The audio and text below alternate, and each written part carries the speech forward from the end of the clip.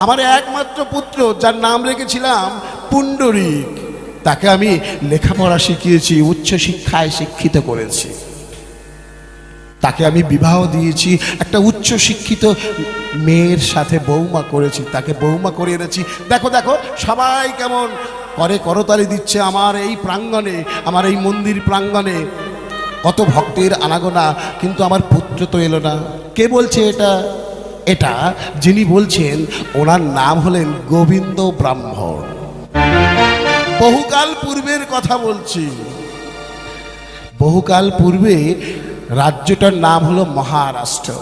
মহারাষ্ট্র রাজ্যের পান্দারপুর গ্রামে এক পরম ব্রাহ্মণ, এক নিষ্ঠাবান ব্রাহ্মণ ছিলেন। তার একমাত্র পুত্রের নাম ছিল পুণ্ডরীক। আজকের লীলার বিষয়বস্তু, যারা মহারাষ্ট্রে গিয়েছেন সেখানে একটা মন্দির রয়েছে, স্বয়ং ভগবান শ্রী বিষ্ণু হরিনারায়ণ, তিনি বিট্টল দেব নাম নিয়ে সেখানে আজও বিরাজমান। সেই ভগবান বিট্টল দেবের কথা আজ এই হরিবাসরে আমি প্রকাশ করতে চলেছি। হরি বল। অগো পান্দারপুর নামে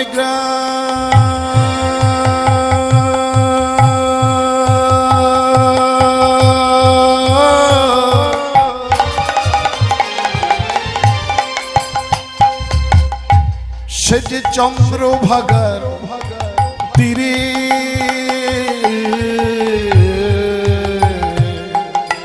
মন্দারপুরে নামে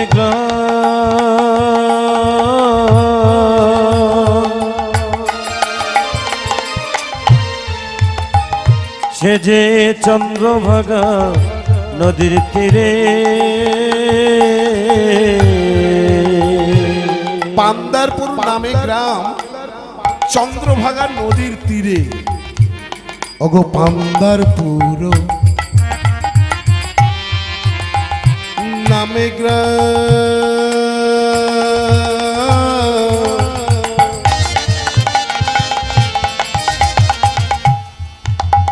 সে যে চন্দ্রভাগা নদীর তীরে।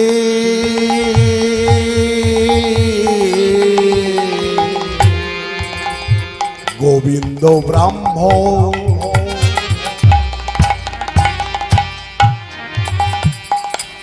গোবিন্দ নামে এক পরম ব্রাহ্মণ সেখানে বসবাস করতেন। অগয়তি নিষ্ঠা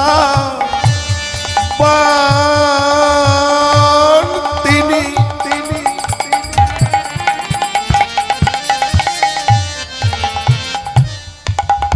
ও যে ধার্মিক ও সুজান,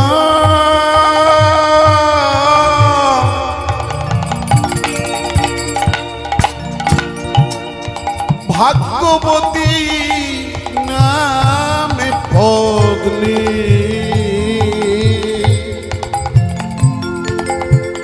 শুনুন সর্বজন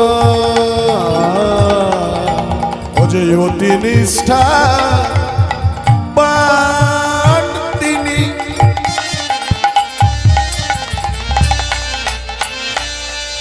সে যে ধার্মিক সুজান,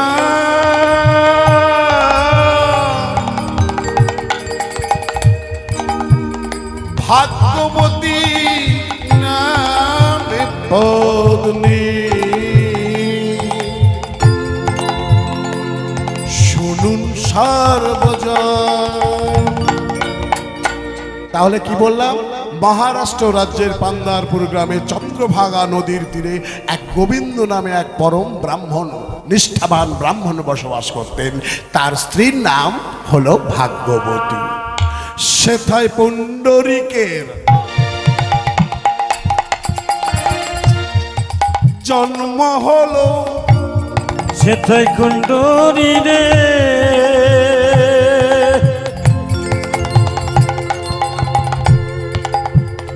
জন্ম নিল। সেথায় পুণ্ডরীকে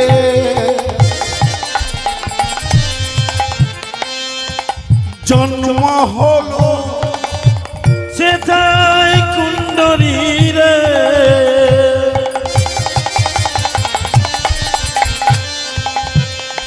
জন্ম হলো এই ভারত ভূমি ধন্য হলো, কুণ্ডরী যে জন্ম হলো, ভক্তের এবার জন্ম হলো।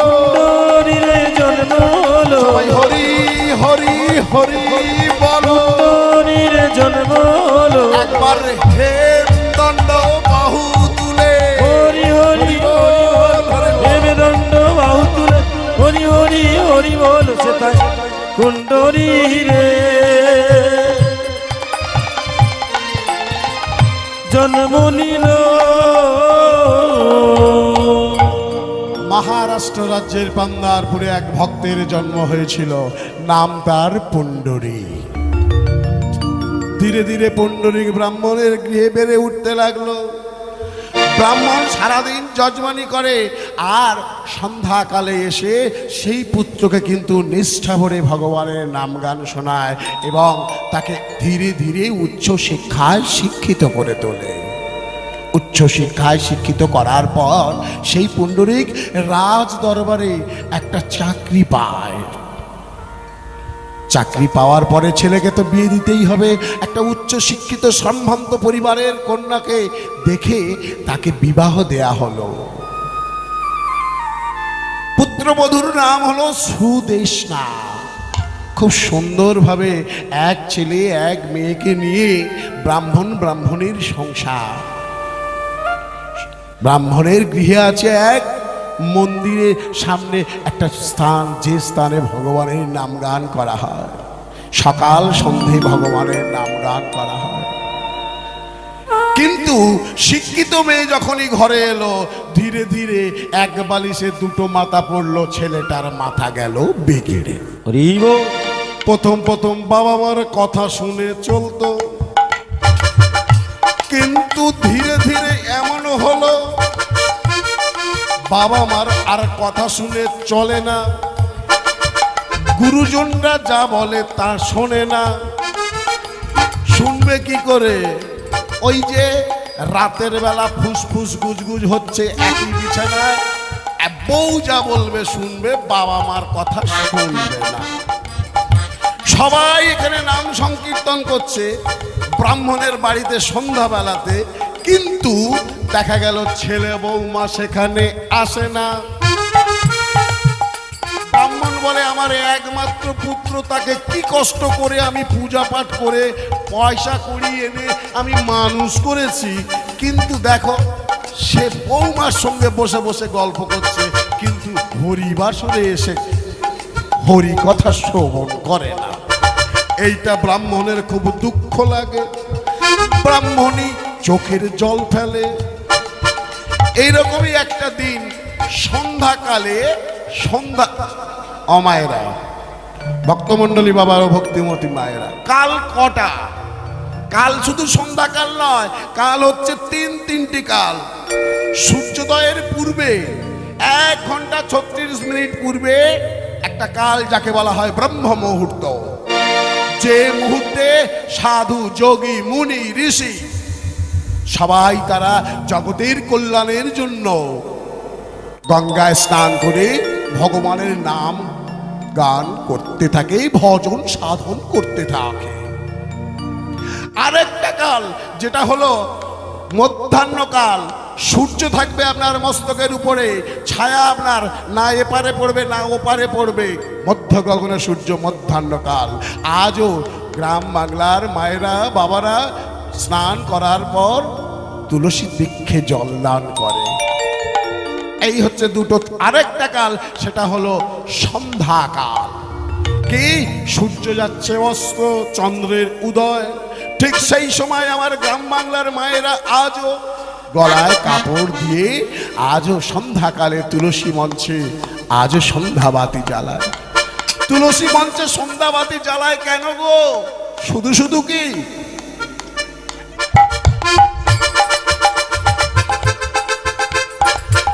সন্ধ্যাকালে আপনারা তুলসী বৃক্ষের সামনে প্রদীপ জ্বালান কেন? না জেনে কর্ম করলে সে কর্মের ফল ফলে না। শুনুন, সন্ধ্যা আর কেউ নয়, সন্ধ্যা হলো ব্রহ্মার কন্যা, অপরূপ রূপের অধিকারিণী, অপরূপ রূপ ছিল তার। ব্রহ্মার পুত্র মদনের বাণে জর্জরিত হয়ে ব্রহ্মা তার আপন কন্যার দিকে কুদৃষ্টিতে তাকালো। ব্রহ্মা এমন ভাবে তাকালো, সন্ধ্যা হয়ে গেল অপবিত্র। কেঁদে উঠল সন্ধ্যা, বলে উঠল, পিতা, আমার পিতা গো, তুমি আমার পিতা হয়ে আমায় অসতী করে দিলে।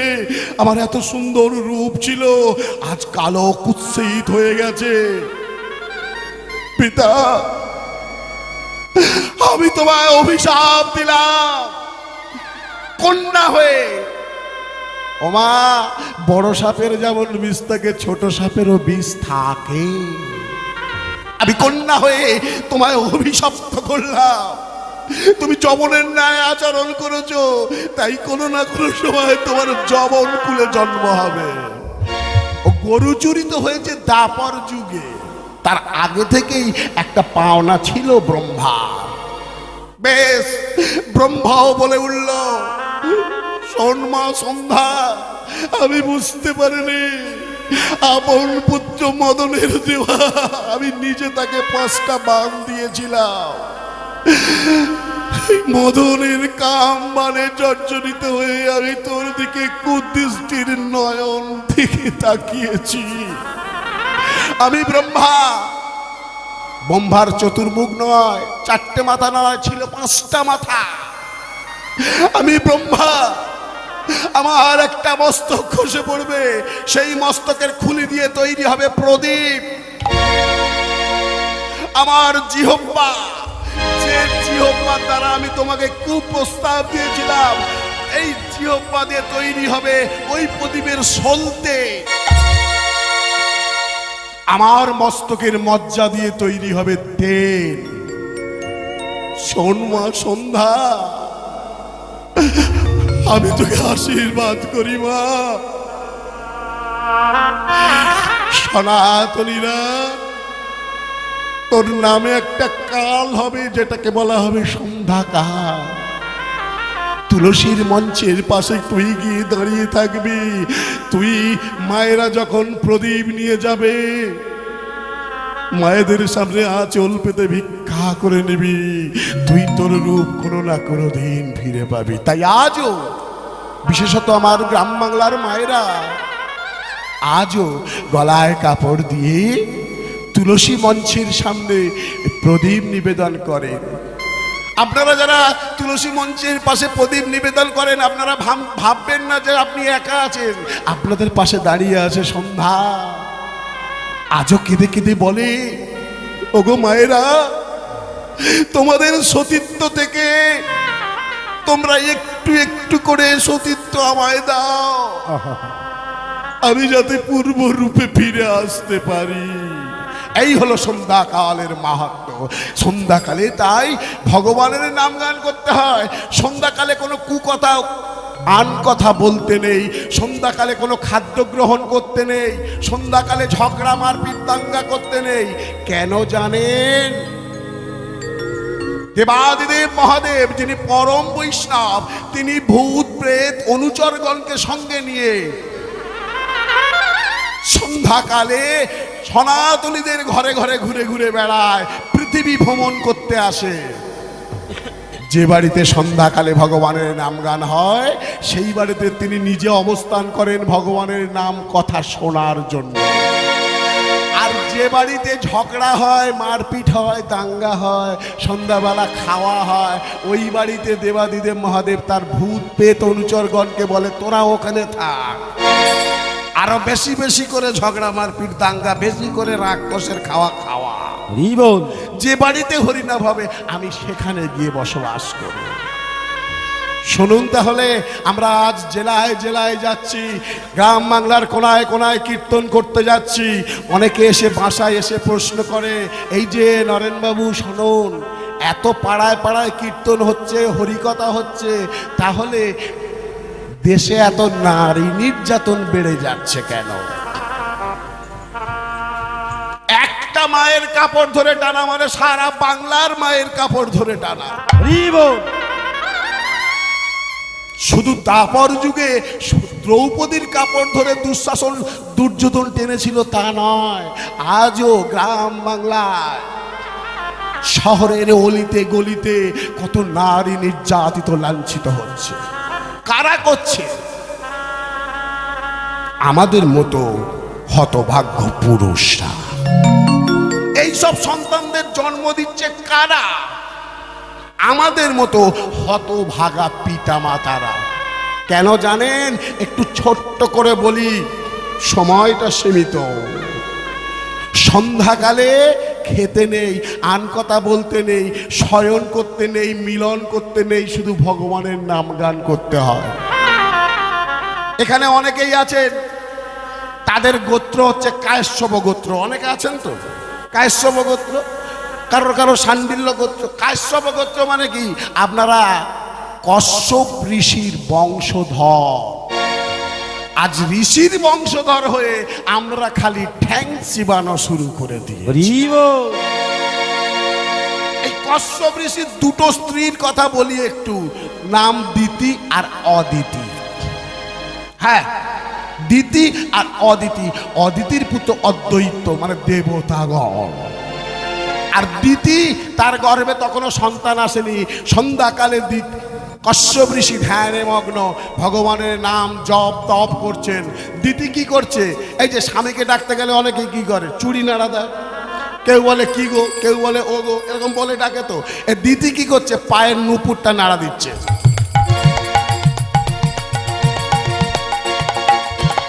কিন্তু ঋষি কশ্যপ ধ্যানে বসেছেন, কোনো আওয়াজ তার কানে যাচ্ছে না। শেষ পর্যন্ত ওই দিতি কি করছে? ওঠো!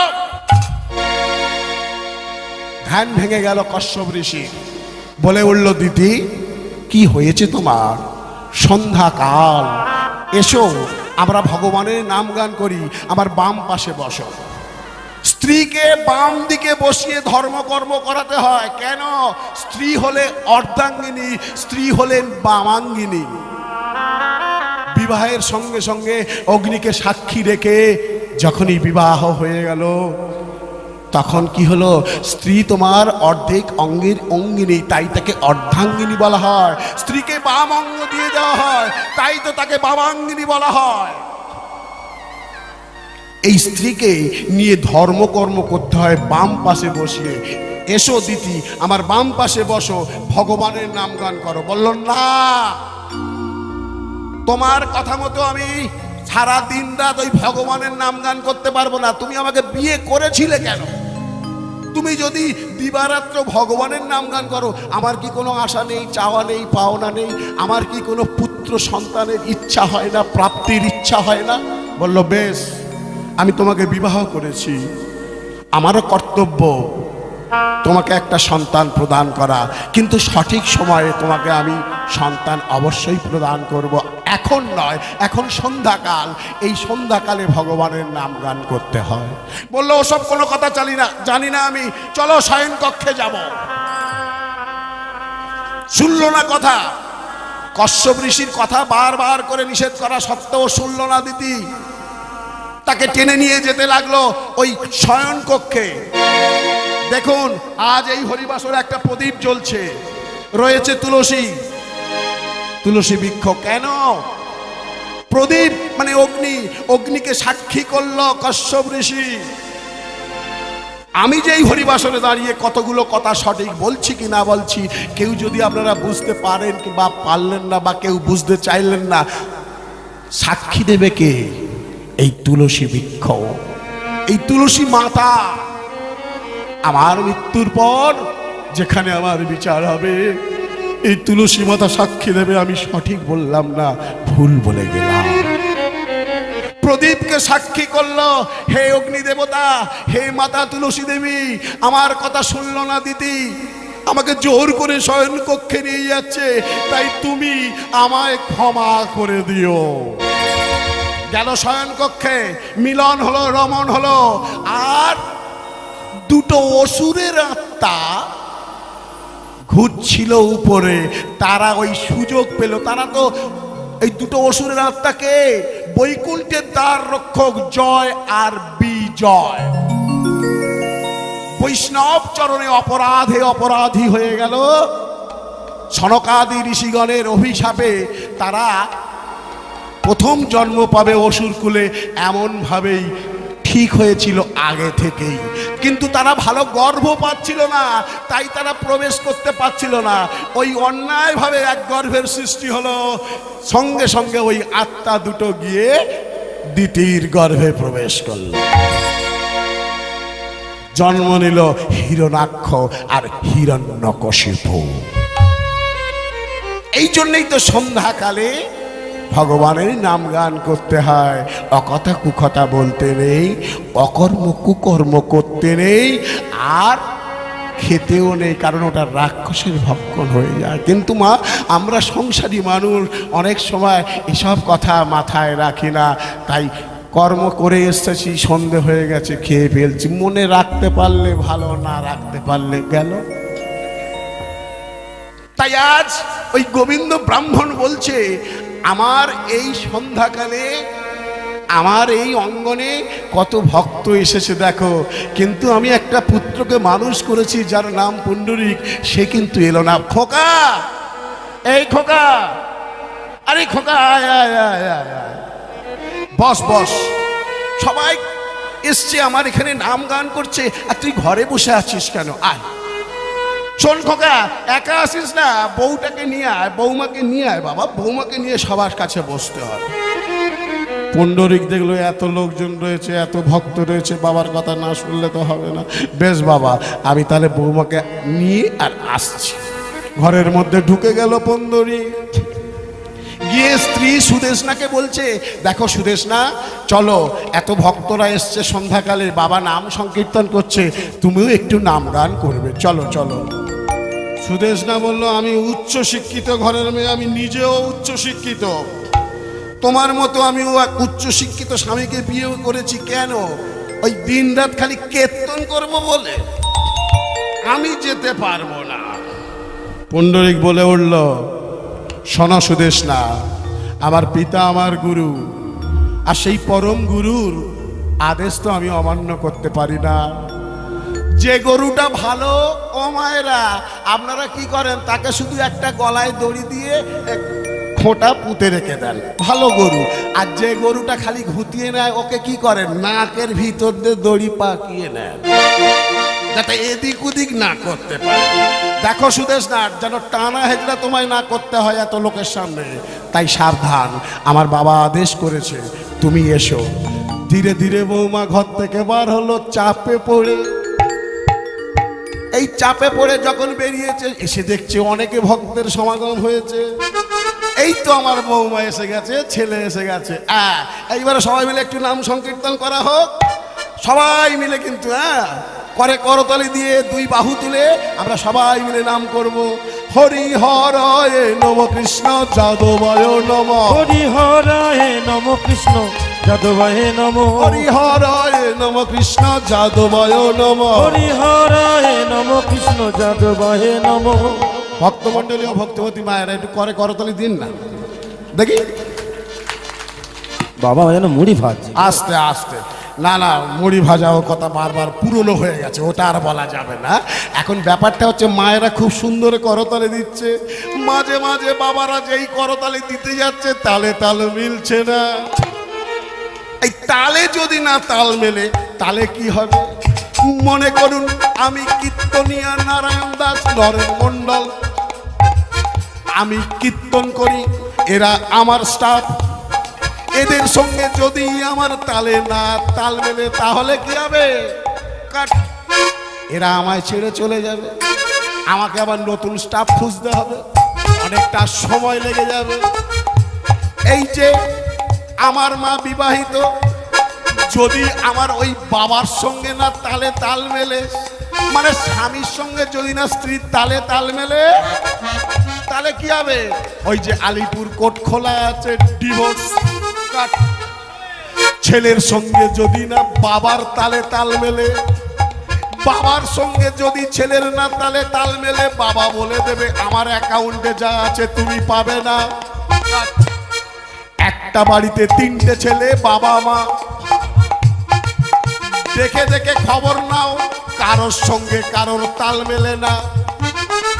একটা বাড়িতে 4টে উনুন জ্বলে। কেন গো? বাবা মাও আলাদা খায়, ছেলেরাও আলাদা খায়। কারোর সঙ্গে কারোর তাল মেলে না, সম্পর্ক কাট।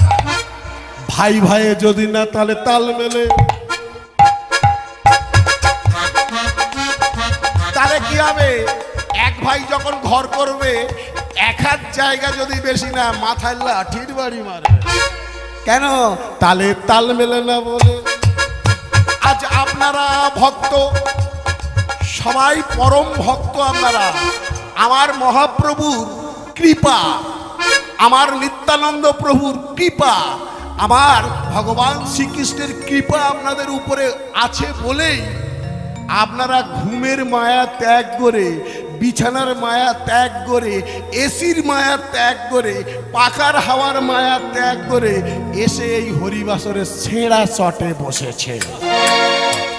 কারণ আপনাদের উপরে ভগবানের কৃপা রয়েছে, কৃপা দৃষ্টি রয়েছে। তবে যাদের উপরে কৃপা দৃষ্টি এখনো হয়নি, কোনো না কোনো দিন তাদের উপরে ভগবানের কৃপা দৃষ্টি হবে, তারা হরিবাসরে এসে বসবে। এখানে না আসলে মুক্তি নাই, এই মানব চক্র থেকে মুক্তি পাওয়া যাবে না। আবার আপনাকে লাইনে এসে দাঁড়াতে হবে, মানব চক্রের লাইনে এসে দাঁড়াতে হবে।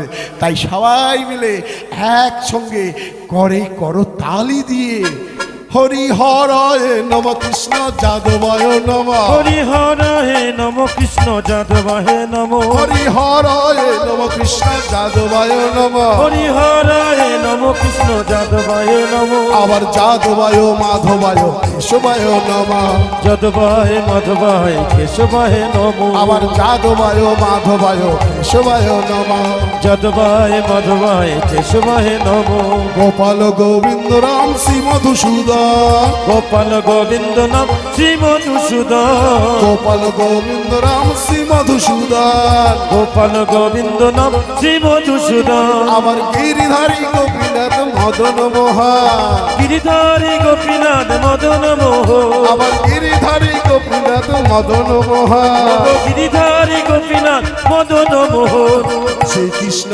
চৈতন্য অদ্বৈত সীতা, শ্রীকৃষ্ণ চৈতন্য অদ্বৈত সীতা, শ্রীকৃষ্ণ চৈতন্য অদ্বৈত সীতা, শ্রীকৃষ্ণ চৈতন্য অদ্বৈত সীতা, আবার শ্রী গুরু বৈষ্ণব ভাগবত গীতা, শ্রী গুরু বৈষ্ণব পদ ভাগবতর গীতা, আবার শ্রী গুরু বৈষ্ণব ভাগবত গীতা, শ্রী গুরু বৈষ্ণব পদ ভাগবতর গীতা। বলে হরি বল হরি বল, হরি বল হরি বল, সবাই মিলে একবার বলুন হরি বল। ঘুম নাকি ছাড়বে না? ছাড়বে ছাড়বে। আজকে তো আপনাদের ধার উঠছে গো। ধার উঠছে মানে কি? মনে করুন আপনি কামার দোকান থেকে একটা কাটারি কিনে এনেছেন, ধার দেওয়া কাটারি। এখন কাটারিটা কিনে এনে আপনি যদি পেপারে মুড়ে আলমারিতে ঢুকিয়ে রাখেন, 1 বৎসর পরে যদি সেই কাটারিটা বার করেন, ধার থাকবে? ধার থাকবে না, কিন্তু ধার পড়ে যাবে। ঠিক তেমন আজ আপনারা করে করতালি দিচ্ছেন, 2 বাহু তুলে হরি বল বলছেন, মানে আপনাদের ধার উঠছে। আবার এখানে আর 11 মাস কীর্তন হবে না। আপনারা সংসার রূপী আলমারিতে ঢুকে গেলেন, তাহলে কি ধার থাকবে? তাই তো আমার মহাপ্রভু বললেন, 7 5 মিলি সব দ্বারেতে বসিয়া একটু করে করতালি দিয়ে হরিনাম সংকীর্তন করতে থাক, ঠিক তোদের ধার থাকবে। তাই সবাই মিলে কিন্তু কেউ যেন না বাদ যায়। হরি হরায় নম কৃষ্ণ যাদবায় নম, হরি হরায় নম কৃষ্ণ যাদবায় নম, হরি হরায় নম কৃষ্ণ যাদবায় নম, হরি হরায় নম কৃষ্ণ যাদবায় নম। ও বৌমা, একটু করে করতালি দাও। আর আমি আপনাকে বলছি না, আমার বৌমা ওই পুণ্ডরীকের স্ত্রী মুখ ভার করে বসে আছে। ওই পুণ্ডরীকের স্ত্রী সুদেশ নাকে বলছে, বৌমা একটু করে করতালি দাও মা। শ্রীকৃষ্ণ চৈতন্য অদ্বৈত সীতা, শ্রীকৃষ্ণ চৈতন্য অদ্বৈত সীতা, শ্রীকৃষ্ণ চৈতন্য অদ্বৈত সীতা, শ্রীকৃষ্ণ চৈতন্য অদ্বৈত সীতা, আবার শ্রী গুরু বৈষ্ণব ভাগবত গীতা, শ্রী গুরু বৈষ্ণব ভগবতের গীতা, আবার শ্রী গুরু বৈষ্ণব ভাগবত গীতা। শ্রী গুরু বৈষ্ণব পদ ভগবতের গীতা। বলে হরি বল হরি বল, হরি বল হরি বল, হরি বল হরি বল, হরি বল হরি বল, আমার গৌর নেতাই আল্লো বল। হরি বল। বৌমা করে করতালি দিচ্ছে কি দেখেছো? হ্যাঁ? বৌমা করতালি দিচ্ছে তো? দাও মা দাও। আমরা অনেক জায়গায় কীর্তন করতে যাই, কীর্তনের শেষে বিশেষত যাদের ছেলে মেয়েরা পরীক্ষা দিচ্ছে সেই সব মায়েরা চলে আসে বাসার মধ্যে, ঢুকে পড়ে বলে নারায়ণ দাস বাবাজি শুনেছি আপনি নাকি হাত দেখেন, তাহলে আমার হাতটা একটু দেখে দেন। আমি বললাম হাত দেখে কি করবি? বললো সময় ভালো যাচ্ছে না, ছেলে মেয়েটা পরীক্ষায় পাস করবে কিনা, এই সংসারে কত অশান্তি। আমি বললাম শোন, আমাদের কাছে আসবি, পাথর দেবো টাকা নেব, মাদুলি দেবো টাকা নেব, এসব কিচ্ছু করতে হবে না। সকাল সন্ধ্যে একটু করে করতালিতে কীর্তন কর, দেখবি হাতের রেখা আপনা থেকেই ঠিক হয়ে যাবে। তোর সুসময় দূরে সরে গিয়ে সুসময় ফিরে আসবে। বলে হরি বল হরি বল, হরি বল হরি বল, হরি বল হরি বল, হরি বল হরি বল, আমার গৌর নিতাই আল্লো বল, হরি বল হরি বল, আমার রাধা রানী আল্লো বল, হরি বল হরি বল, আমার ভোলানাথ আল্লো বল, হরি বল হরি বল, হরি বল হরি বল। হরি বল হরি বল। সমস্ত ভক্তরা হরিনাম সংকীর্তন হয়ে যাওয়ার পরে এক এক করে ঘরে চলে গেল। সঙ্গে তার অনেক আগে বউটা ঘরে ঢুকে গেছে। ছেলে যেই না চলে যাবে সঙ্গে সঙ্গে ব্রাহ্মণ বলে উঠলো, এই খোকা পুণ্ডরীক, শোন বাবা শোন শোন শোন, চলে যাস না বাবা, একটা কথা বলি। আমাদের বয়স হয়ে গেছে, তোর মা আর আমি, বলতো আমাদের কত বয়স হয়েছে বাবা, আমাদের কি একটু ইচ্ছা হয় না তীর্থস্থান দর্শনে যাওয়া? আমরা মন থেকে ঠিক করে নিয়েছি তোর মা আর আমি, আমাদের যথেষ্ট বয়স হয়ে গেছে, এই সংসারের মায়ায় আর পড়ে থাকবো না। আমরা আগামী দিনই প্রভাতে কাশী বিশ্বনাথ মন্দির দর্শনে, আমরা সেখানে দেবাদিদেব মহাদেব মাতা অন্নপূর্ণাকে দর্শন করার লাগি আমরা বেরিয়ে পড়ব। পুণ্ডরীক বলল, বেশ বেশ বাবা, বেরিয়ে পড়ো, কোনো ব্যাপার নেই, তোমরা যাও। বললো না না বাবা শোন, তোকে যে জন্য ডেকেছি, তোকে ডেকেছি কেন জানিস? আমরা যে তীর্থস্থানে যাব বাবা, আমাদেরকে কিছু অর্থ দিস। না না, আমাদের উপকারের জন্য নয়, এটা ভেবো না তোমার দেওয়া অর্থ নিয়ে আমি ভালো বাসা নেব, ভালো খাবার খাবো, না না, এটা ভেবো না। যারা তীর্থস্থানে যায়, মনে করুন পুরী, বৃন্দাবন, বিভিন্ন স্থান, বিভিন্ন তীর্থস্থান আছে, যারা যায় আপনাদের কি উচিত জানেন? পাশাপাশি যারা থাকেন প্রতিবেশীদের উচিত তাদেরকে সাহায্য করা, তাদেরকে এগিয়ে দেওয়া। কারণটা কি? তিনি তীর্থস্থানে গিয়ে যতটা না পুণ্য অর্জন করতে পারবেন আপনার দেওয়া অর্থে, সে যদি পূজার দ্রব্য ক্রয় করে ভগবানের কাছে নিবেদন করে, তাহলে আপনিও ততটাই পুণ্য অর্জন করতে পারবেন। পুণ্ডরীক বলে উঠল, বাবা বেশ, তোমার বৌমাকে জিজ্ঞাসা করে। আরে বৌমার কথা বলিস কেন বারবার? বলতো বাবা, তুই আমার পুত্র, তোকে আমি সারা জীবনের আমার সঞ্চিত অর্থ দিয়ে দিয়েছি, আমার এই সম্পত্তির সমস্ত অংশটাই তোকে দিয়ে দিয়েছি। আজ আমাদের বয়স হয়ে গেছে, আমরা তীর্থস্থান দর্শনে যাব, আমরা তীর্থস্থান দর্শনে যাব, আর তুই খালি বৌমার নাম নিচ্ছিস। বৌমার না কথা বলিস না, তুই সকাল সকাল উঠে আমাদেরকে কিছু অর্থ দিস। আমরা সিদ্ধান্ত নিয়েছি আমরা সকাল সকাল বেরিয়ে যাব তীর্থ ভ্রমণে। পুণ্ডরীক বলে উঠল, বেশ বাবা, তাই হবে, যাও এখন গিয়ে শুয়ে পড়, রাত হয়ে গেছে। রাত পেরিয়ে যখন সকাল হয়ে গেল, পাখির কলরবে আকাশ বাতাস মুখরিত হয়ে উঠল। তার অনেক পূর্বেই, সূর্যোদয়ের অনেক পূর্বেই ওই ঘুম থেকে উঠে গেছে দুই স্বামী স্ত্রী, গোবিন্দ ব্রাহ্মণ আর ভাগ্যবতী তার স্ত্রী। ভাগ্যবতী তুমি তৈরি হয়ে গেছো তো? ভাগ্যবতী বলে উঠল, হ্যাঁ আমি তৈরি হয়ে গেছি, চলো চলো স্বামী, আমরা বেরিয়ে যাব তীর্থস্থানে। বেশ, আমাদের ছেলেটা কোথায় গেল? ওরে পুণ্ডরিক, দরজা খোল বাবা, দরজা খোল। পুণ্ডরিক কিন্তু দরজা খুলছে না। পুণ্ডরিক দরজা খুলতে চাইলেও তার স্ত্রী সুদেশনা তাকে দরজা খুলতে দিচ্ছে না। বলে উঠল, চুপ করে এখানে শুয়ে রাখো, বাবা মা বেরিয়ে যাবে তারপরে তুমি দরজা খুলবে, বুঝেছো? বেশ, পুণ্ডরিক দরজা খুলছে না। ব্রাহ্মণ শেষ বেলায় যখন বেরিয়ে যাবে চিৎকার করে উঠল, পুণ্ডরিক আমি তোমার পিতা বলছি, দরজা খোলো। পুণ্ডরিক আর থাকতে পারলো না বিছানাতে, সঙ্গে সঙ্গে লাফ দিয়ে বিছানা থেকে পড়ে গিয়ে দরজাটা খুলে দিল। বাবা তোমরা কি তৈরি আছো? হ্যাঁ আমরা তো বেরিয়ে যাব, তোমাকে বলেছিলাম সকাল সকাল। তাহলে তাহলে তুমি এত বেলা করে কেন ঘুম থেকে উঠছো? আমি যে তোমাকে বলেছিলাম আমাকে কিছু অর্থ দিতে, তুমি কি দেবে না দেবে না সেটা বলে দাও। পুণ্ডরিক বলে উঠল, বাবা আরে বল, বাবা বাবা করছিস কেন? বাবা আমি কোনো অর্থ দিতে পারবো না। দিতে পারবি না বাবা? বেশ, দিতে হবে না, তাহলে আমরা বেরিয়ে যাই, তোরা সাবধানে থাকিস। দিতে হবে না বাবা, কোনো অর্থ দিতে হবে না, আমরা হেঁটে হেঁটেই চলে যাব দুই স্বামী স্ত্রী। চিন্তা করিস না বাবা, তুই সাবধানে থাক। পুণ্ডরিক পিছন থেকে ডাকলো আর বলে উঠল, বাবা তুমি তো জানতে চাইলে না কেন অর্থ দেব না? কেন অর্থ দিবি না? তুই সিদ্ধান্ত করে নিয়েছিস যখন অর্থ আমাকে দিবি না, তো তোকে দিতে হবে না। না বাবা, সেটা কারণ নয়। আসল কারণটা হলো তোমার পুত্রবধূ মানে আমার স্ত্রী সুদেশনাকে সঙ্গে নিয়ে আমিও কাশী বিশ্বনাথ দর্শনে যাব। বাহ বাহ খোকা, খুব ভালো লাগলো।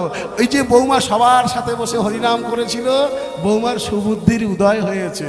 বেশ বেশ, তাহলে একটা ঘোড়ার গাড়ি কর বাবা। শোন শোন, একটা ঘোড়ার গাড়ি কর, তুই আর তোর স্ত্রী, আমি আর তোর মা, আমরা চারজনে মিলে ভগবানের নাম গান করতে করতে আমরা কাশী বিশ্বনাথ মন্দির দর্শনে যাব। বলে উঠল পুণ্ডরিক, না বাবা না, আমি ঘোড়ার গাড়ি করেছি বাবা, তবে তোমাদের জন্য নয়, আমাদের জন্য নয়। না বাবা, তুমি আর মা হেঁটে হেঁটে চলে যাও, আমরা একটু পরে আমার স্ত্রীকে নিয়ে আমরা দুজনে বেরিয়ে যাব। দেখো দেখো কেমন হতভাগ্য পুত্র, দেখো স্ত্রীর জন্য ঘোড়ার গাড়ি করেছে, মন্দির দর্শনে যাবে, আর বাবা মা বৃদ্ধ বিদ্যা হয়ে গেছে, হেঁটে হেঁটে যেতে বলছে। খোকা আমাকে নিতে হবে না বাবা তোদের গাড়িতে, তোর মায়ের বয়স হয়ে গেছে বাবা, তোর মায়ের হাঁটুর যন্ত্রণা, হাঁটতে পারে না ভালো করে, তোর মাকে অন্তত সঙ্গে নে বাবা। না বাবা, আমি নিতে পারবো না। পারবি না খোকা? কেঁদে উঠল ভাগ্যবতী, স্বামী স্বামী আর বলো না ওকে কোনো কথা।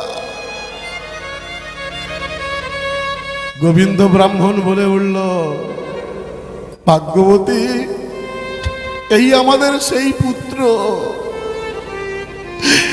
এই সেই পুত্র পুণ্ডরিক। শীতকালে ও যখন অনেক ছোট ছিল বিছানায় প্রস্রাব করে ফেলতো, তুমি ওই প্রস্রাবের উপরে সারা রাত শুয়ে থাকতে ওকে বুকে করে নিয়ে।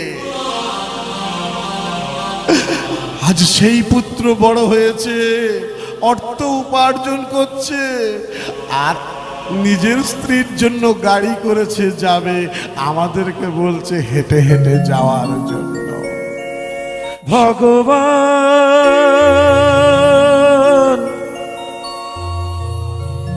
দয়াময়,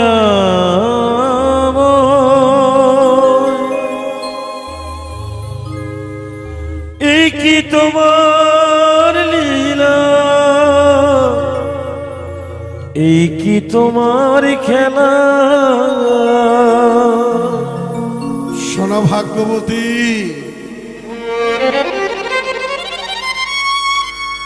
কলি যুগে তোমাকে বলে রাখি, শোনো শোনো ভক্তিমতী মায়েরা এখানে যারা উপস্থিত আছেন, বাবারা আপনাদেরকেও বলছি, কলি যুগে এক কলসি দুধে 7 কলসি পরিপূর্ণ হবে, কিন্তু 7 কলসি দুধে 1 কলসি পরিপূর্ণ হবে না। এই কথার মানে কি গো? এই কলসির মানে কি গো? হ্যাঁ, কলিযুগের একজন মা, একজন বাবা, কলিযুগে একটা মা তার মাতৃত্ব হৃদয় ভাণ্ড দিয়ে থেকে, ভালোবাসা দিয়ে, স্নেহ দিয়ে তার 7 পুত্র সন্তানকেও মানুষ করে ফেলবে। এমনও অনেক এখনো আমার বৃদ্ধ মায়েরা এখানে হয়তো আছেন, তাদের 7-8টা বাচ্চা ছিল, তারা মানুষ করেছে, নিজেরা না খেয়ে ছেলেদেরকেও মানুষ করেছে, খাইয়েছে, পরিয়েছে, সমানভাবে সব পুত্রদেরকে ভালোবাসা দিয়েছে। কিন্তু কলিযুগে সেই 7-7টা ছেলে মেয়ে যখন বড় হবে, উপার্জন করবে, তাদের কাছে তাদের বৃদ্ধ পিতামাতা বোঝা হয়ে দাঁড়াবে। এই জন্যই তো তুলসী দাস বলে গিয়েছিলেন, রাম ভক্ত তুলসী দাস বলে গিয়েছিলেন, শালা শালিকে উত্তম খিলায়, পিতামাতা রহে ভুকা। বাড়িতে শ্বশুর বাড়ির আত্মীয় স্বজন আসবে, তাদের জন্য ভালো মন্দ রান্না হবে, আর বৃদ্ধ বাবা দরজার পাশে হাত পেতে দাঁড়িয়ে থাকবে, বৌমা একটা লুচি হবে। খালি খাবে আর নোংরা করবে। তোমার জন্য হচ্ছে নাকি? আমার বাপের বাড়ির লোকজন এসছে, তাদের জন্য হচ্ছে। কলিযুগে এটা ঘটবে বা ঘটছে, এটা কোনো যুগে ছিল না, এটা কলির প্রভাবে ঘটছে, ঘটবে। একটা চাষের জমিতে ফসল হয়েছে, সেই ফসলকে রক্ষা করার জন্য বেড়া দেওয়া হয়েছে, কিন্তু দেখা যাচ্ছে যে বেড়ায় গাছ খাচ্ছে, বেড়ায় ফসল খেয়ে নিচ্ছে। তার মানে কি গো? যিনি রক্ষক কলিযুগে, সেই তো ভক্ষক। সেটা আর নতুন করে ভেঙে বিস্তারিত বলতে হবে না। আপনার একমাত্র পুত্র, যাকে আপনি সারা জীবনের সঞ্চিত অর্থ দিয়ে দিলেন, ঘর বাড়ি করে দিল, চাকরি বাকরি পাইয়ে দিল, সেই পুত্রকে আপনি কি মনে করেছিলেন যে বৃদ্ধ বয়সে এই তো আমার সব, এই তো আমার সহায় সম্বল? কিন্তু দেখা গেল সেই পুত্র বৃদ্ধ পিতামাতাকে নিয়ে গিয়ে নয় কোনো বৃদ্ধাশ্রমে রেখে আসছে, নচেত কোনো অজেনা অচানা ট্রেন প্ল্যাটফর্মে রেখে দিয়ে আসছে। হ্যাঁ, বেড়ায় গাছ খাবে। ভাগ্যবতী, আর দেরি করো না। ভজন সাধন করতে গেলে সকাল সকাল বেরিয়ে যেতে হয়। কুড়ি ফুলে ভগবানের পূজা হয় না, আবার বাসি ফুলেও ভগবানের পূজা হয় না। পুষ্পটিত ফুলেই ভগবানকে নিবেদিত করতে হয়। চলো ভাগ্যবতী, খোকারে তোরা ভালো থাকিস, আমরা দুই বুড়ো বুড়ি বেরিয়ে পড়ি বাবা। এই কি তোমার লীলা প্রভু, এই কি তোমার খেলা ভগবান।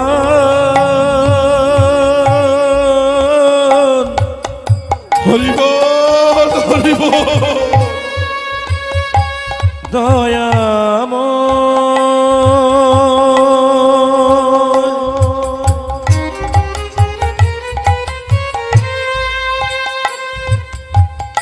এই কি তোমার লীলা বলো, এই কি তোমার খেলা, রাস্তা দিয়ে হাঁটতে হাঁটতে যাচ্ছে আর কাঁদতে কাঁদতে যাচ্ছে।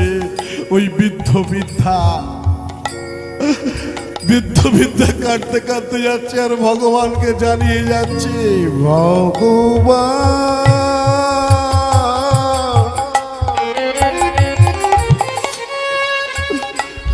দয়াময়,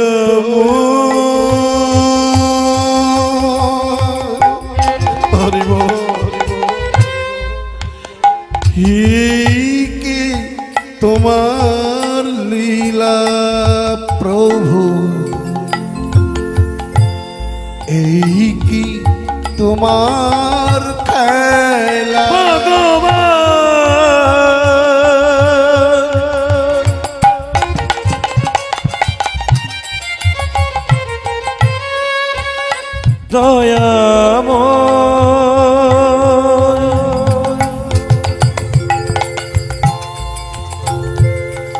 এই কি তোমার লীলা বলো, এই কি তোমার খেলা। তুমি কারি হাসাও, এই সংসারে কেউ হাসে আর কেউ কাঁদে, কেউ সুখে থাকে আবার কেউ দুঃখী হয়ে রাস্তায় রাস্তায় ঘুরে বেড়ায়।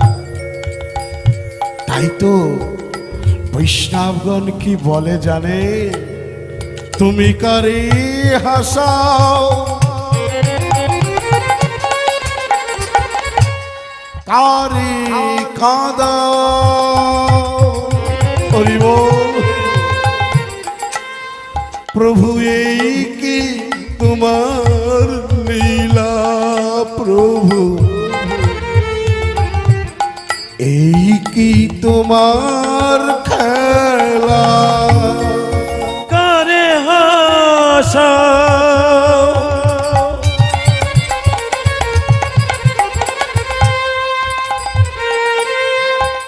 কারে কাঁদাও।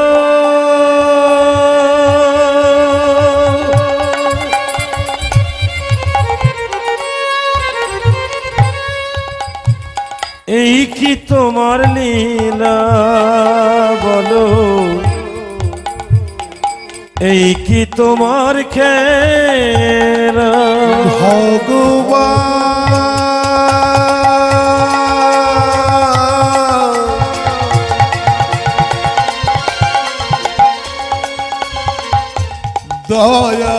দয়াময়,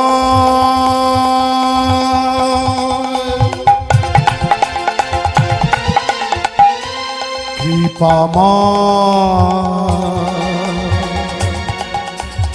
দয়াময়।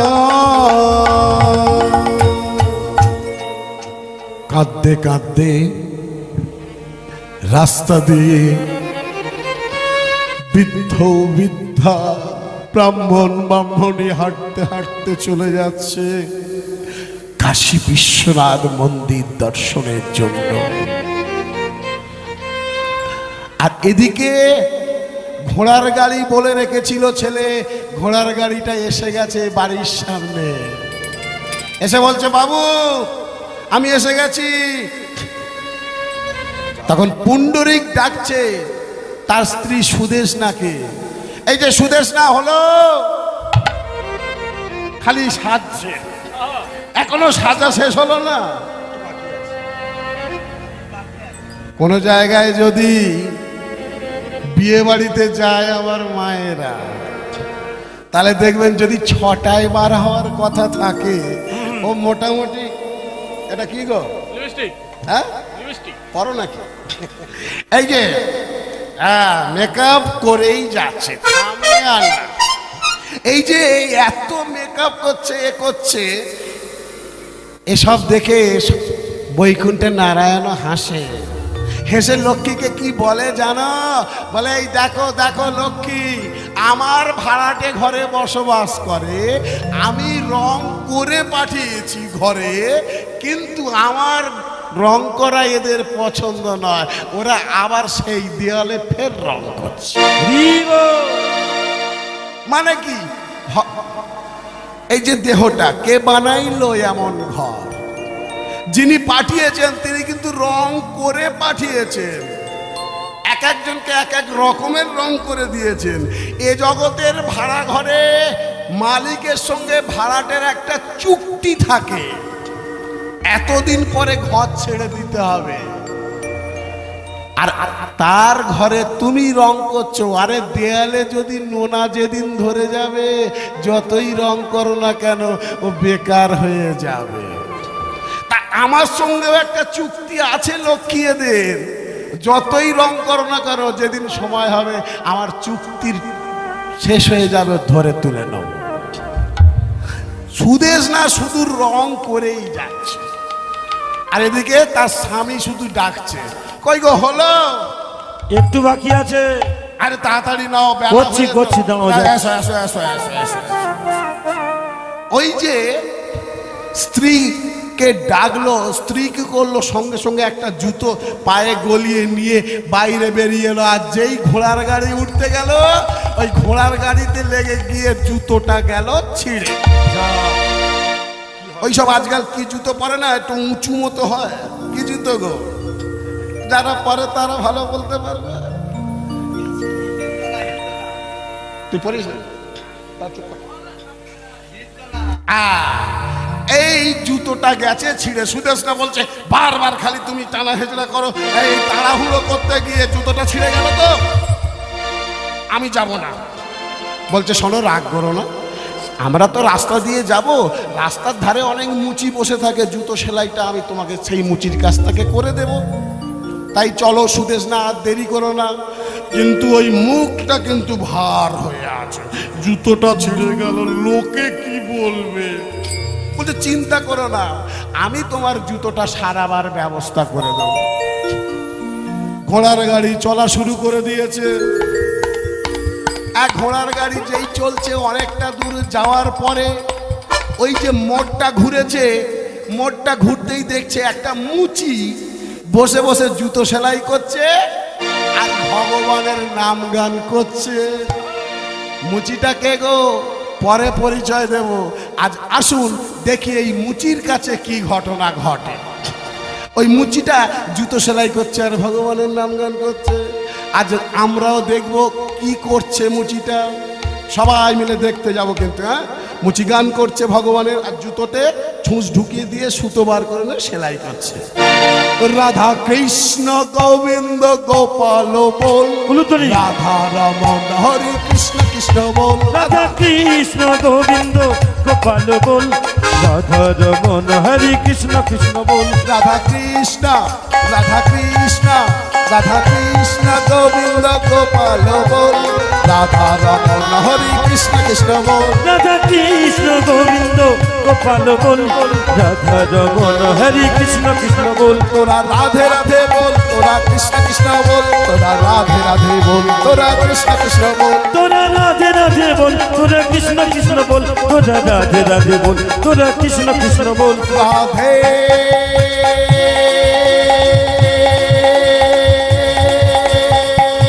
বলো, রাধে রাধে। জয় রাধে, জয় রাধে, জয় রাধে,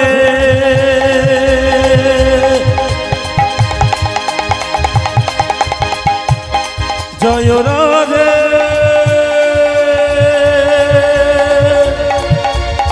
জয় রাধে। মুচি এইভাবে জুতো সেলাই করছে আর ভগবানের নাম করছে, আর ও কি করছে? জুতোটা নিয়ে সামনে দাঁড়িয়ে আছে। মুচি ওর দিকে তাকায় না, সে খালি গলা খাকারি দিচ্ছে,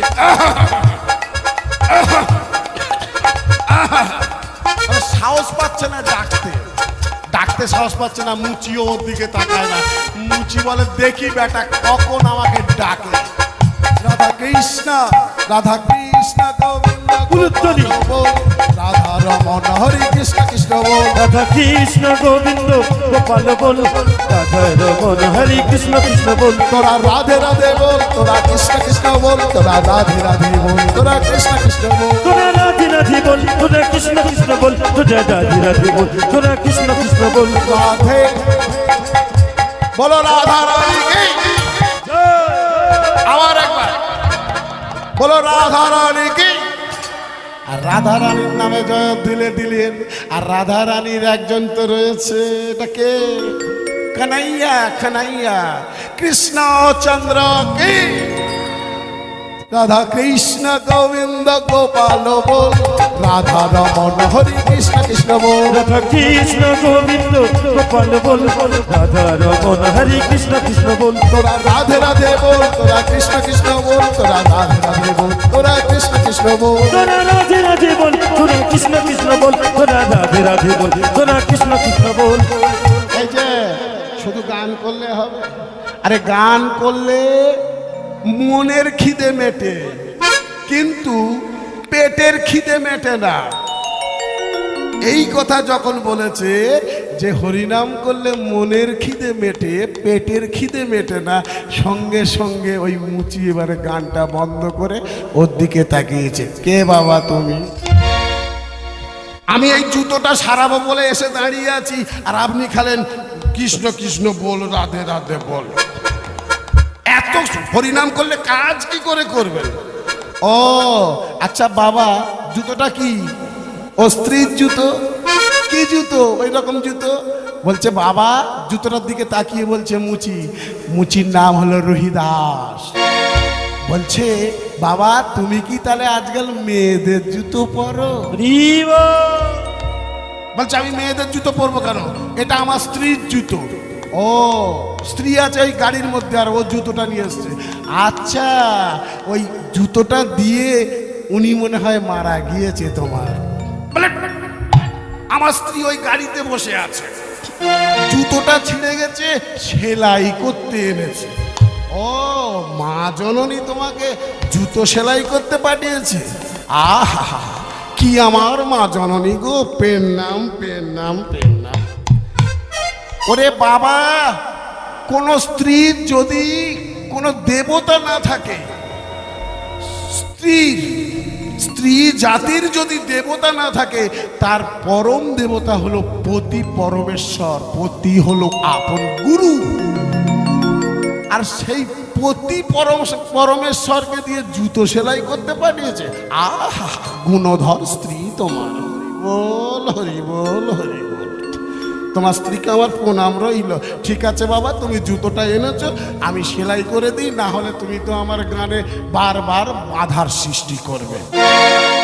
বেশ, ওই জুতোটা কি করছে? সেলাই করছে, আর ওইভাবেই ভগবানের নাম করছে। রাধা কৃষ্ণ গোবিন্দ গোপাল বল, রাধা রমন হরে কৃষ্ণ কৃষ্ণ বল, রাধা কৃষ্ণ গোবিন্দ গোপাল বল, রাধা রমন হরে কৃষ্ণ কৃষ্ণ বল। তোরা রাধে রাধে বল, তোরা কৃষ্ণ কৃষ্ণ বল, তোরা রাধে রাধে বল, তোরা কৃষ্ণ কৃষ্ণ বল। তোরা রাধে রাধে বল, তোরা কৃষ্ণ কৃষ্ণ বল, তোরা রাধে রাধে বল, তোরা কৃষ্ণ কৃষ্ণ বল। রাধে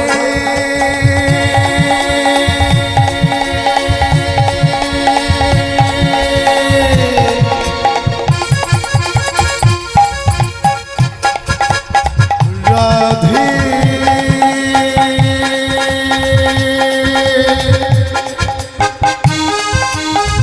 রাধে বলো রাধে।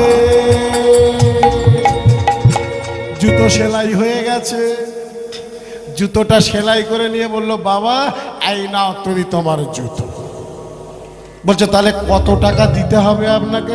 বললো বাবা, এই তেমাথার মোড়ে আমি বসে আছি, তালপাতার কুটির বানিয়ে জুতো সেলাই করছি, টাকা তো আমি নেব, কিন্তু বাবা প্রথমে বলো তো তোমরা দুজনে যাচ্ছ কোথায়? বললো আমরা কাশী মন্দির দর্শনে, আমরা দেবাদিদেব মহাদেব আর মাতা অন্নপূর্ণাকে দর্শন করব বলে বেরিয়েছে। আহা হরি বল হরি বল হরি বল। বাবা আমার নাম রোহিতাস, আমার একটা নিয়ম নীতি আছে, আমি মুচি, কিন্তু আমার তো আর তীর্থস্থানে যাওয়া হলো না। তাই আমি প্রতিদিন এক জোড়া করে জুতো তৈরি করি। এই রাস্তা দিয়ে যদি কোনো ব্রাহ্মণ যায়, এই রাস্তা দিয়ে যদি কোনো বৈষ্ণব যায়, আমি এই আমার জোড়া দুটো জুতো, এক জোড়া জুতো আমি ব্রাহ্মণ বৈষ্ণবের চরণে নিবেদন করি। কোনো মূল্য নেই না। কেন জানো বাবা?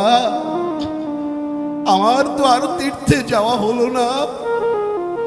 আমার জুতো পরে যদি কোনো ব্রাহ্মণ, কোনো বৈষ্ণব, কোনো ভক্ত যদি যায় তীর্থস্থানে দেবদেবী দর্শনে,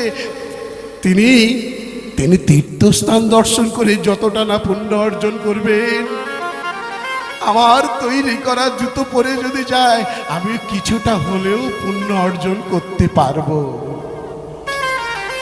তাই বাবা, তোমরা যখন যাচ্ছ তীর্থস্থানে তোমাদেরকে কোনো পয়সা দিতে হবে না। যাও যাও যাও যাও যাও। যেই চলে যাচ্ছে পণ্ডরী সঙ্গে সঙ্গে ডাকলো, খোকা শোন শোন বাবা শোন, আচ্ছা একটা কথা জিজ্ঞাসা করি, তুই তো যাচ্ছিস, বাবা মাকে কি এর পূর্বে তীর্থস্থান দর্শন করিয়ে দিয়েছিস? বলল, আমার বাবা মা সামনে হেঁটে হেঁটে যাচ্ছে। হতভাগা, হতভাগা সন্তান তুই, বাবা মা বৃদ্ধ বিদ্যা হেঁটে হেঁটে যাচ্ছে, আর তুই তোর স্ত্রীর জন্য ঘোড়ার গাড়ি করে নিয়ে যাচ্ছিস। মূর্খ সন্তান। ওরে, এগুলো কেন হয় জানিস? এগুলো যারা সাধু সঙ্গ করে না, যারা ভক্ত সঙ্গ করে না, তারা বুঝতে পারে না এর মর্ম। সাধু সঙ্গ করতে হয়, ভক্ত সঙ্গ করতে হয়, হরিনাম সংকীর্তনের আসরে এসে বসতে হয়, তবে তো পরম তত্ত্ব জ্ঞান উপার্জন করা যায়। বলল, সাধু সঙ্গ কেমন ভাবে হয় একটা উদাহরণ দিন তাহলে একটু শুনে যাই। বলল, শোন তাহলে। আজ আমিও এই হরিবাসরে এই তত্ত্বের প্রভাব কিছুটা হলেও বলে যাই। কেন আপনারা এসে এই গায়ে গা ঠেকিয়ে বসে আছেন? এক ভক্তের সঙ্গে আর এক ভক্তের শরীর ঢেকে আছে। কেন আপনারা হরি কথার আসরে আসছেন? এই রাতের অন্ধকারে, এই মধ্যরাতে ঘুমাবার সময় সব কিছুর মায়া ত্যাগ করে কেন এসে ছেঁড়া চটে বসেছেন? কেন সাধু সঙ্গ, কেন ভক্ত সঙ্গ, কেন হরি কথা শ্রবণ করছেন? একটু ছোট্ট করে বলে যায়। এক জমিদার এসে দাঁড়িয়েছে এক ট্রেনের প্ল্যাটফর্মে, এক স্টেশনে এসে দাঁড়িয়েছে। দাঁড়িয়ে দাঁড়িয়ে বলছে, আমি অনেক অনেক পূর্বে এই প্ল্যাটফর্মে এলাম, কত মানুষ এলো আর কত মানুষ গেল, কিন্তু আমি দাঁড়িয়ে রয়েছি। কত ট্রেন এলো, কত ট্রেন গেল, কিন্তু আমার এই বোঝাটা, আমার কাছে দুটো বোঝা আছে, এই বোঝা দুটো বয়ে নিয়ে যাবে একটা কুলি আমি পাচ্ছি না। কুলি না পেলে এই দুটো বোঝা এত ভারী হয়ে গেছে, আমি যাব কি করে ওপারে? কিছু বুঝলেন আপনারা? বোঝার চেষ্টা করুন। আপনারা এখানে কোনো গল্প কথা শুনতে আসেননি। ওই জমিদারটা কি বলতে চাইছে? জমিদার বলতে চাইছে, আমি এই প্ল্যাটফর্মে অনেক অনেক পূর্বে এসে দাঁড়িয়েছি। তার মানে কি, আমরা সবাই ট্রেন নামক জীবন নামক ট্রেন ধরে সংসার নামক প্ল্যাটফর্মে আমরা এসে দাঁড়িয়ে আছি। আমাদের দুদিকে দুটো বোঝা আছে গো, একটা পাপের বোঝা, একটা পুণ্যের বোঝা। ধীরে ধীরে বাড়ছে। আমাদের এই বোঝাটা নেওয়ার মতো কিন্তু কেউ নেই। কেউ কি আছে? তুমি যেমন ভাবেই উপার্জন করো না কেন, সংসারে স্ত্রী পুত্রকে যতই তুমি অর্থ দাও না কেন, যতই সুযোগ সুবিধা করে দাও না কেন, তোমার পাপের বোঝা কেউ মাথা পেতে নেবে না। জন্ম থেকে কেউ বৈষ্ণব হয়ে যায় না, জন্ম থেকে কেউ বাবাজি হয়ে যায় না। দস্যু রত্নাকর যিনি পরবর্তীকালে ঋষি বাল্মীকি হয়েছিলেন। জন্ম থেকেই কি তিনি ঋষি ছিলেন? মহাঋষি ছিলেন না, ছিল দস্যু। কেন গো? গুরুচরণ আশ্রয় করে সাধু সঙ্গের প্রভাবে, ওই নারদ ঋষির প্রভাবে তিনি হয়ে গেছিলেন ঋষি থেকে মহাঋষি। হ্যাঁ, তাই শ্রবণ করুন এই মহানাম সংকীর্তন। হরিবাসরে কীর্তন কোনো যাত্রা নয়, নাটক নয়, থিয়েটার নয়, বিনোদনের বস্তু নয়। কীর্তন হলো ভারতীয় সভ্য সংস্কৃতির একটা অঙ্গ। হ্যাঁ, যেগুলো অনেক কিছুই আমরা জানি না, সেটা এখানে জেনে নিতে হবে। সেই জমিদার বলছে, আমি অনেক আগে এই স্টেশনে এসে দাঁড়িয়েছি ট্রেন ধরে, আমি দাঁড়িয়েই আছি, আমার দুটো বোঝা দুদিকে রয়েছে, কেউ একটা লোক পাচ্ছি না, একটা কুলি পাচ্ছি না বয়ে নিয়ে যাবার জন্য। কত মানুষ এলো, কত মানুষ চলে গেল।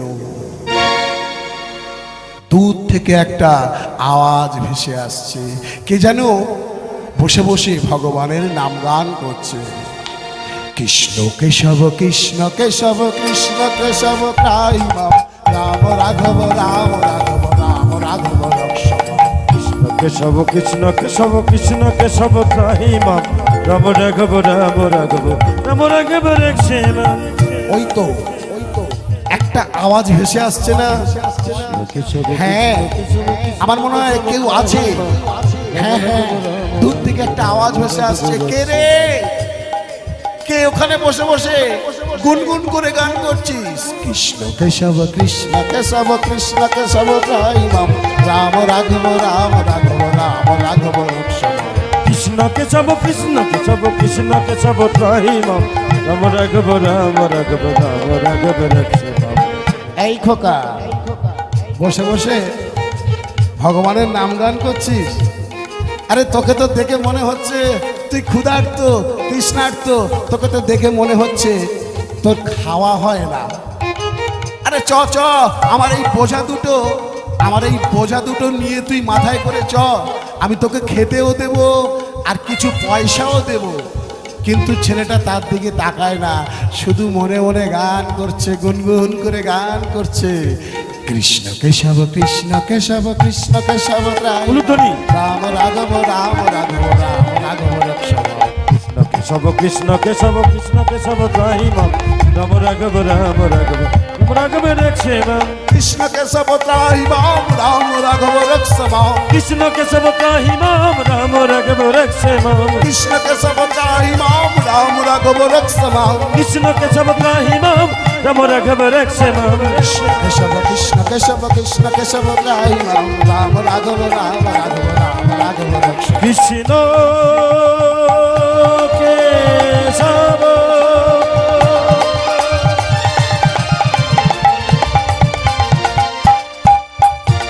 কৃষ্ণ কৃষ্ণ মাধব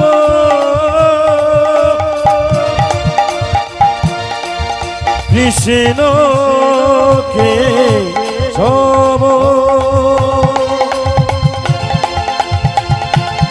কৃষ্ণ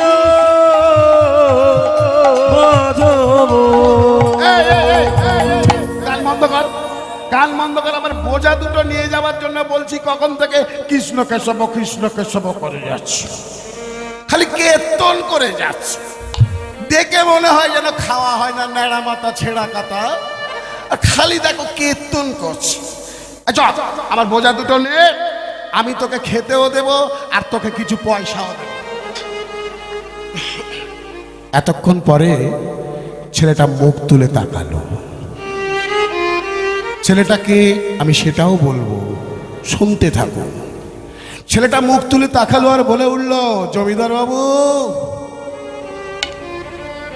কে বলেছে আমার খাওয়া হয় না?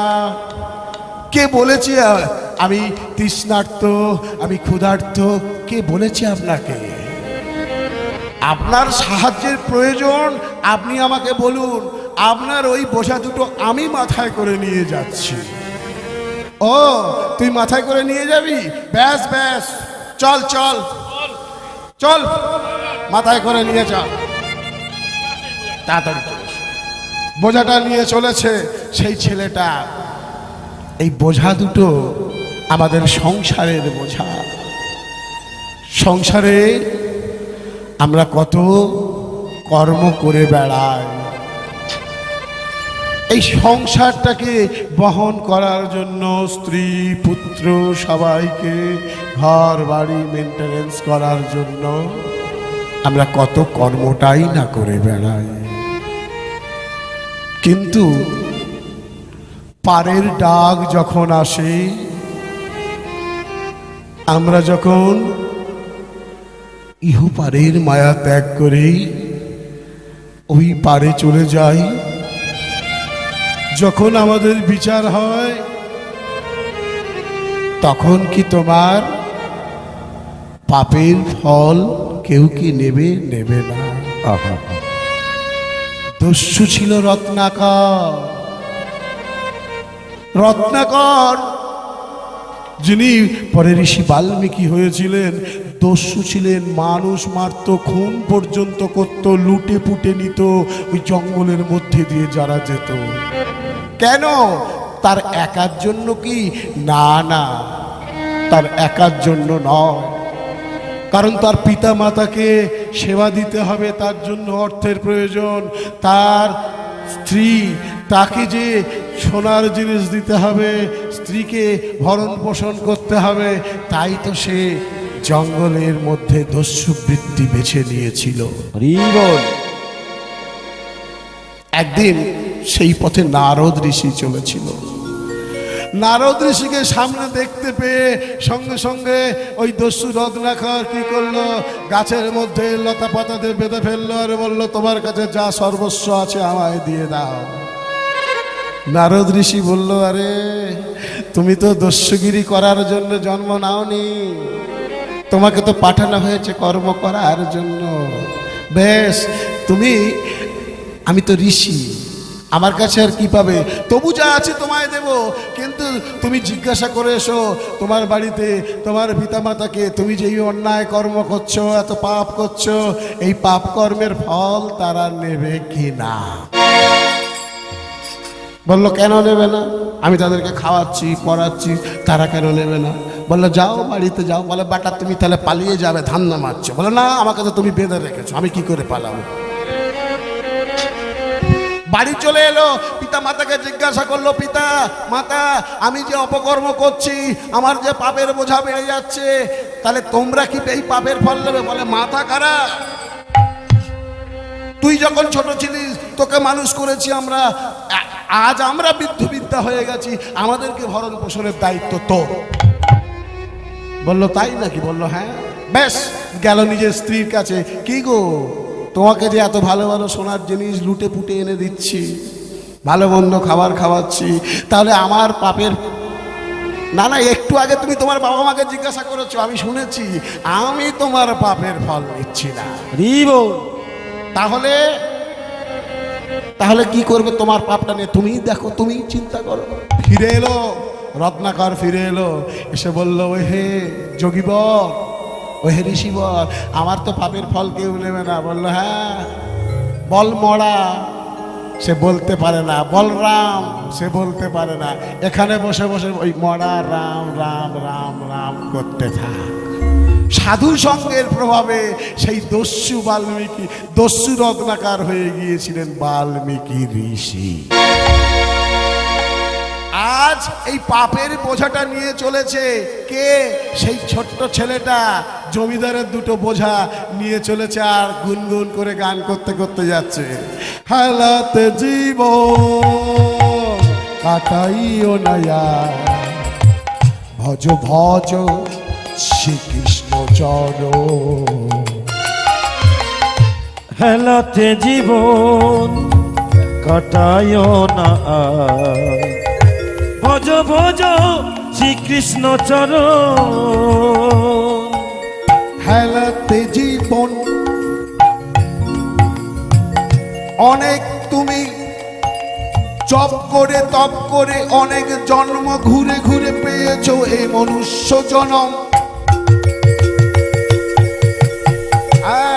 এই মনুষ্য জনম পাওয়ার পূর্বে আমাদেরকে বৃক্ষ হতে হয়েছে, জলজ প্রাণী হতে হয়েছে, আমাদেরকে পশুজনিতে জন্ম নিতে হয়েছে। হ্যাঁ, অনেক জন্ম ঘুরে ঘুরে তবে আমরা মনুষ্য জন্ম পেয়েছি। কিন্তু এই মনুষ্য জন্ম পেয়ে তুমি হেলায় ফেলায় কাটিয়ে দিলেই। হ্যাঁ, ছেলে আমার, বউ আমার, ঘর আমার, বাড়ি আমার, গাড়ি আমার, সবই আমার। শুধু আমার আমার করে কাটিয়ে দিলে জীবনটা। কোনোদিন কি চিন্তা করে দেখেছো সবই যদি আমার, আমি তবে কার?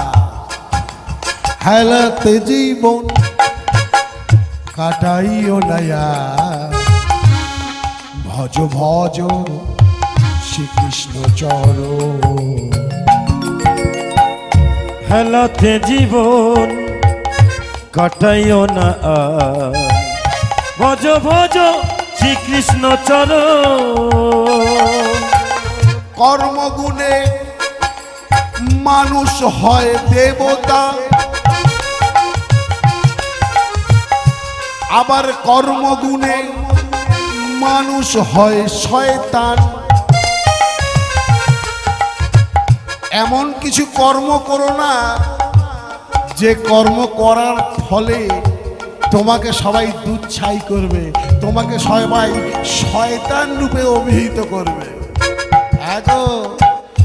আজ ঈশ্বরচন্দ্র বিদ্যাসাগর, নেতাজি সুভাষচন্দ্র বসু, ছোট ছেলে ক্ষুদিরাম, কত নাম বলবো, রবীন্দ্রনাথ ঠাকুর, আহা মনুষ্য রূপে তারা জন্ম নিয়েছিল, কিন্তু আজ তারা দেবতার আসন পেয়েছে। হ্যাঁ হ্যাঁ, শ্রী শ্রী রামকৃষ্ণ পরমহংসদেব, তিনি তো মনুষ্য রূপে জন্ম নিয়েছিলেন, কিন্তু তিনি স্বয়ং মাকে পেয়েছিলেন, যোগমায়া মহামায়া মাতা কালীকে পেয়েছিলেন। আজ তাকেও সবাই দেবতার আসনে বসিয়েছে। কর্মগুণে মানুষ হয় দেবতা,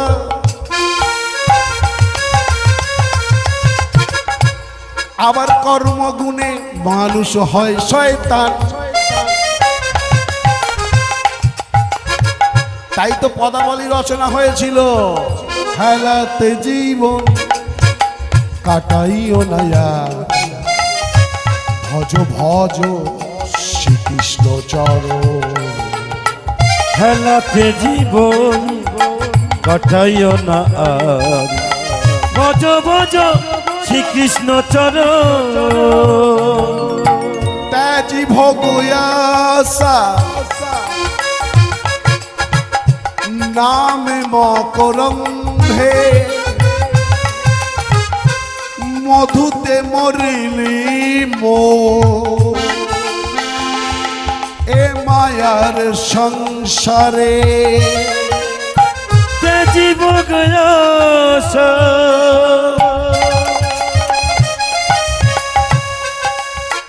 নাম করন্দে,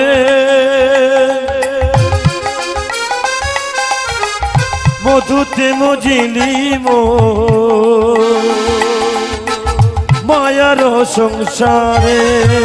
এ সংসারে যে যত বড় ত্যাগী সে তত বড় যোগী, আর যারা যত ভোগী তারা দেখবেন তত বড় রোগী। যারা দেখবেন ত্যাগ করতে শিখেছে তাদের রোগ ভোগ কম আছে, আর যারা ত্যাগ করতে শিখলো না শুধু হাড় চিবাচ্ছে।